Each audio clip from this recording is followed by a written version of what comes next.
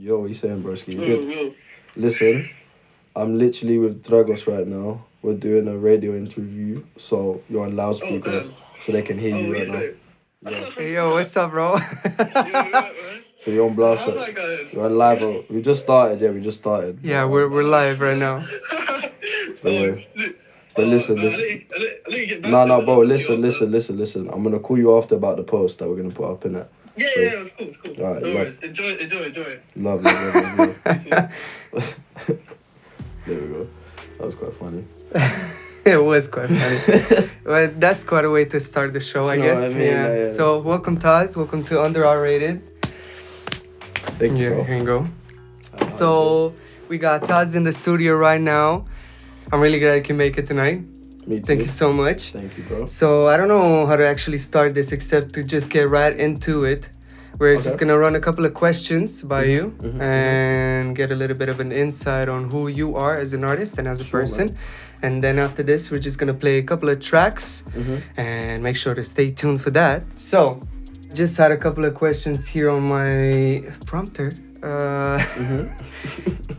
I wanted to ask you, how does your background and personal experiences shape the narrative in your music? So for me, like, my music's very focused on like real life experiences I've been through and like my history, and a lot of what I talk about in my music is a lot of it's focused about my ADHD or traumas that I've been through and family. And for me, it's like music is a way. It's just coping. It's just a way of coping. And for me, like, I've been writing poetry since I was 10 years old.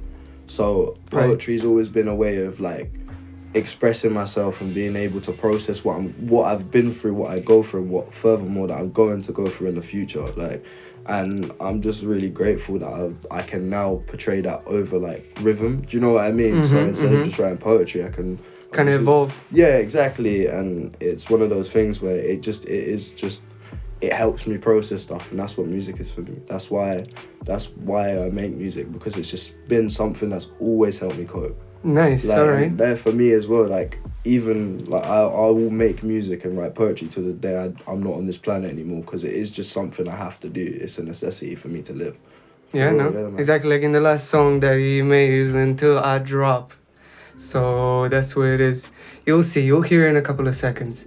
Can you share maybe a specific moment or a memory that you have that strongly influenced your songs or one of your songs? I'll talk about May 10th, and so May 10th is a song about my dad, and a little bit about my dad. He was never in my life, innit? And he unfortunately passed away back in 2017 on May 10th, and I wrote May 10th about a year later after he died. And it wasn't until last year actually that I managed to find an instrumental that worked with how I wanted it to portray the song. But it was something that I always wanted to be more than just a poem, because originally it was a poem. And I remember I was actually walking in Brighton at the time when I started writing it, and I started freestyling it in my head, and then when I got home I started actually writing, and over the course of that like year I kind of worked at it and like kind of was like, oh, I like this here, but maybe I want to change that. And I didn't change too much about it because it was just raw and from my heart and my soul, to be honest, because it helped me process the loss of my dad. Even though he was never in my life, like it was something that I clearly needed to do. Like I said, with music, it's something that helps me through everything. So it's something that I needed to do. And the first proper song I released on all platforms was May 10th, on May 10th. Nice, And the it first was, song. yeah, so.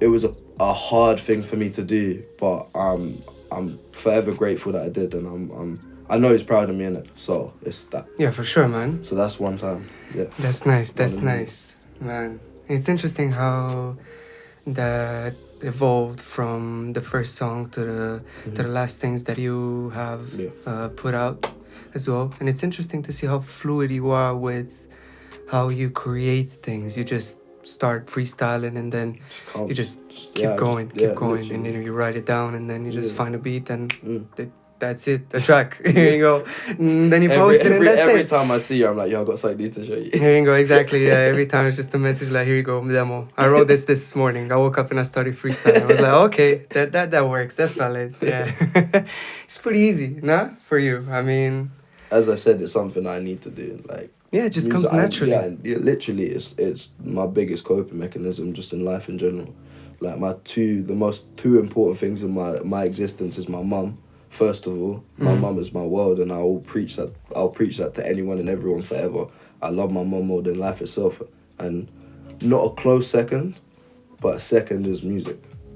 Like Nice. they're my two most important things in my whole existence. So, you know what I mean? I need them, they're necessaries, do you know what I mean? Yeah. Yeah, no, that's valid. I mean, to be honest, I get that. Knowing you for how long I've known you, that rings true. Yeah. All right. Shout out Mumsy for real. So shout out Mumsy, Tazi. Hopefully she listens to this. Listen, my family are from the mountains in Cyprus, bro. How was I not supposed to be a goat? Do you know what I Here mean? you go, here you go. That's it. You heard it here live, ladies and gentlemen. All right. I wanted to also ask you, man. Your work often touches like on ADHD themes, you know, and family. So how do you approach translating those personal aspects into relatable and universal art? Do you know what? I actually don't. I'm very grateful that when I write, it is perceived in a relatable and what's the word? Trendy, yeah. No, not trendy. Like people can receive it in the way that I intend it to. I write music for me. Yeah. When I write about experiences or my ADHD or family, I write it for me, and I'm just very grateful that when people listen, it is relatable. They can listen to it and digest it, and it can help them. Like with some of my music, I guess as an artist, that make like music helps me for everything, as I've already said. Yes. For me to write music and people to approach me and be like, yo, your music's helped me, that's crazy, bro. Like, that's beyond, like, even for myself, mentally favorable. Like, it's crazy. And I'm just grateful that I can sit down or be walking in the rain and think of words in my head and write them on a piece of paper and then put them to a bit of music, and then someone that could help someone smile that day. Exactly. Like, it's mental. Bring some emotion Bro, to it's them. mental to me. Like, it's crazy. It's crazy, yeah. Beautiful, This is the artist's paradox, I would say, as well. Yeah, it just feels so weird to make somebody else feel something with your own creation. Like, for real. One of my good mates, they came up to me actually, and they're still on to me about releasing a certain song, and I'm not gonna mention who it is, and I'm out of respect for them. That's fine. But like I asked them because they were on me, like on my case about releasing a certain song, and it's still not out yet. Bear in mind. One day. Yeah, Soon enough. It's in the mix. But they were on to me, and I asked them straight up, like, why do you want this song to be released so much? Like, what's about it? And what they told me was like, I was like, rah, like, it was so personal and so deep, and the fact that I'll tell you after the show, but like the fact that a song that I thought of one day when I was just walking in the rain, and I heard literally, this is the example of when I was walking in the rain. I literally was, and I just wrote a song, and I went home and clicked the button on my computer and started recording to an instrumental that I found when I was walking in the rain. And the fact that helped them to the point that they're like, they had to talk to me about it. They told me that I can't explain how much you helped me, and they were like, thank you. I was like, what? Yeah, no, that's crazy to fathom, like that shit exists. Yeah, man, beautiful. We'll talk about it after the show as well. Yeah, man. All right, well, let's get a little bit off the tracks. Yeah. And I'm gonna ask you a little bit about your hobbies as well. Gonna let the crowd and the audience find out what kind of other person you seem to be in your own free time as well. Not just a rapper, an artist, a poet, and you're also a photographer. Yeah. So I just wanted to ask as well, in what ways do you find that your skills as a photographer complement your abilities as a rapper, and maybe vice versa? Do you know what's weird? So I've been doing photography since I was like about 10 as well. So I started writing probably around the same time. I've been writing poetry and like doing photography since pretty much my whole life. Like, I'm 26 soon. Do you know what I mean? And like, Congrats, man.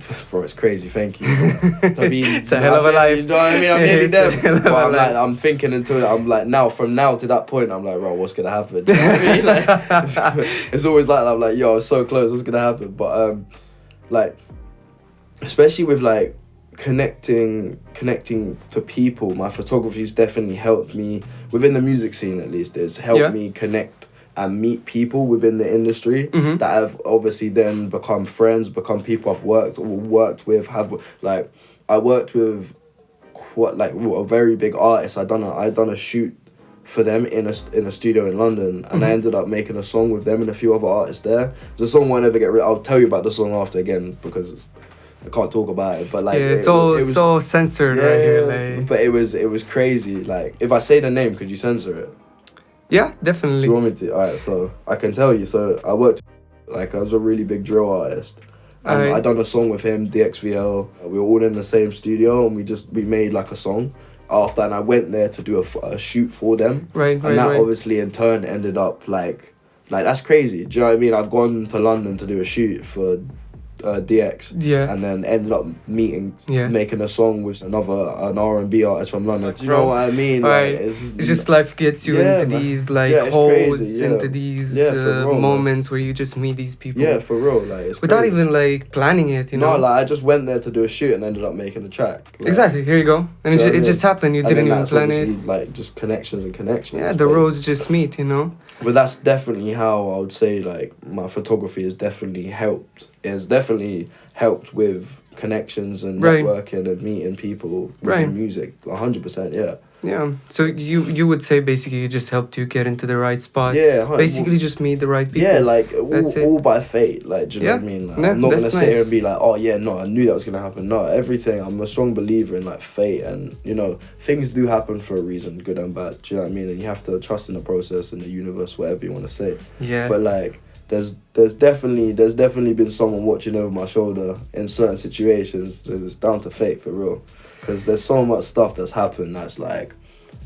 There's too much stuff that's not even too much. I'm so grateful for everything. There's never too much, but like Have you know to what be, I mean? man. Have to be There's grateful. so much stuff that's just happened, just on the right way. Do you know what I mean? Yeah, definitely. All right. No, thank you for that. Thank you for that Thank answer. you, man. You're welcome. You know, I wanted to ask as well.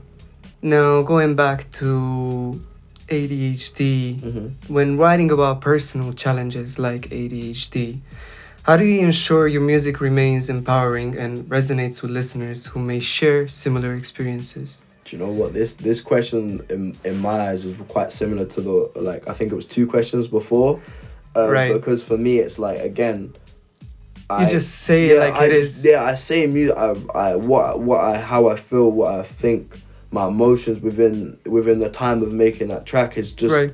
genuinely. Like, I just do it for me. Yeah. And again, I'm so grateful that like people can relate. And just play like it is. Obviously, ADHD. Natural. You know ADHD. I made know that song. It's like ADHD, my yeah. bros call me ADHD. Most niggas know me as TA to the motherfucking Z. Like, bro, my boys call me, like, a few of my close boys, they call me ADHD. That's where that comes from. That's why. And Oh my it's God, like, if you okay. know, you know what I mean? Like, it's like my boys that know me, like yourself, like Sprinks, like, to me, like, to you guys, you know me, so I'm ADHD. Do you know what I mean? And then most people know me as Taz. Do you know what I mean? If Yeah. you don't know, if you know me, I'm ADHD. Do you know what I mean? That's kind of what that's about. But yeah, like, again, The name on the streets. not even, bro. But that's going back to the question. Yeah, man.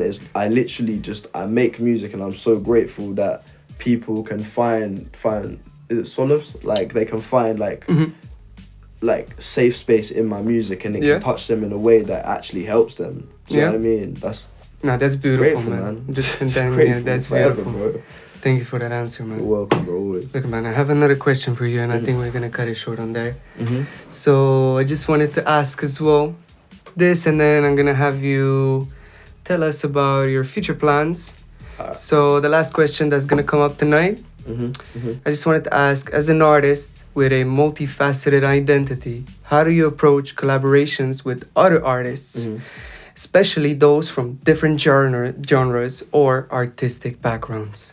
For me, I'm always willing to work with like everyone and anyone, and I feel like the only thing that would ever stop me is I think it's so important to have chemistry between people. Like for me as a person, if we're vibing, like it's there. Do you know what I mean? But I'm never someone to force a connection. But I will happily work with anyone in any genre, any artistic background. Do you know what I mean? I'm a strong believer in like never judging. Right, you hear that, world? All the people, please just hit him up. Like, if you want a collaboration, I have to go for my manager. But like for real, like one of my boys, you know, one of the demos I sent you, the last one I sent you. Yeah, Selfish or no. The other one. Yeah. So one of my boys, shout out Gio, like George Giovanni, like that's one of my boys. You'll be hearing him on some tracks in the soon future. Alright. Like, really talented artist, like Nice. talented, like, and yeah, like very, very not known and very underrated. Do you know what I mean? Like, that is perfect. That's the name of the show. you know what I mean? Like if you're looking for anyone, like he's someone before I believed in myself, he's someone that believed in me. Here you go. For real, and that's like, huge, man. But again, I have to give flowers to the people that deserve them. He's one of them. That's always from day dot. From the moment I met him, before I even thought of it, ever taking music seriously, he was like, "Bro, you got this." Do you know what I mean? And to this day, like, amazing. we were joking around the other, like, I saw him, he came to mind like a week or two ago. No, probably about a month ago. It was so funny because we were joking around. Like, who do you think you're talking to? I'm TazSlaps, like jokingly. Yeah, he was like, I knew TazSlaps before it was TazSlaps. I was like, you're too cold. But like, but going back to the thing, like, Gio called me earlier today. He was like, yo, you know that track you sent me, the last one, the other one that I sent you as well, like the demo. He was like, yo, do you mind if I jump on it? I was like, yeah, sure. Like, just write you can write a verse, and like obviously if it works, and that's that. Like, Gio is one of the only, I said to Sprinks as well in the car, like, because he phoned me when we were in the car. I said to Sprinks, I was like Gio is one of the only people that, like, anytime he'll phone me and ask that, I'll always give him that opportunity, because he's like, every time we just snap. We just snap differently, but like, because bro, the chemistry is just there. Exactly. It's just there. That's all you need. So for me, it's like, if chemistry's there, like, for me as well, I always like to meet people as when I meet artists, I like to meet them as them, the person they are, the artist they are.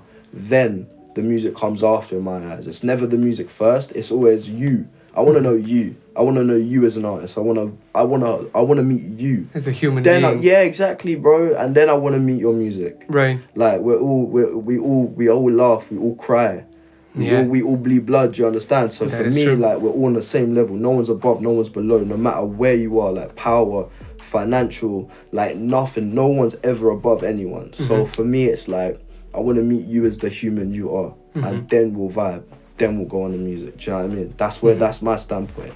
And as long as that chemistry's there, bro, we can work all day and night long. Do you know what I mean? Amazing, man. But yeah, man. Man, that's a beautiful answer, man. Thank you, bro. And with this, we have to close this edition of Under R-Rated. Thank you so much, Taz, for coming on. Listen, man, you got a couple of seconds now here to just shout out yourself, your socials, what plans you've got in the future as well, and maybe future dates of concerts as well that you're gonna do. So yeah, my socials, everything, TazSlaps, like Insta, Spotify, everything, all social media platforms, just TazSlaps. No spaces, no caps, just TazSlaps, you know what I mean? Nice. And yeah, man, I got quite a few plans coming out. I got a song dropping on the 7th of this month with an artist called DXVL, which should be good. That's gonna be coming out. That's called Soldier Man. It'll be dropping on the 7th of January, which will be sick. Probably already dropped. Yeah. But yeah, no, I'm hoping, like, I'm in the mix of, like, performing at some festivals in, like, the first half of the year. But, like, yeah, I can't announce anything yet because I've got to talk to my manager. You know what I don't upset him. Don't upset him. You know what I mean? Okay, I get it. Nothing too premiered on Under R-Rated yet. But we've got the whole year mapped out. The whole year mapped out. Here you go. Just stay tuned on his socials, and I'm sure you're gonna get all the information that you're going to need. Thank you again for coming through. You guys have a beautiful night. Now, just coming on further, it's just gonna be TazSlaps until the show ends. Thank you so much for tuning in tonight. Have a great one.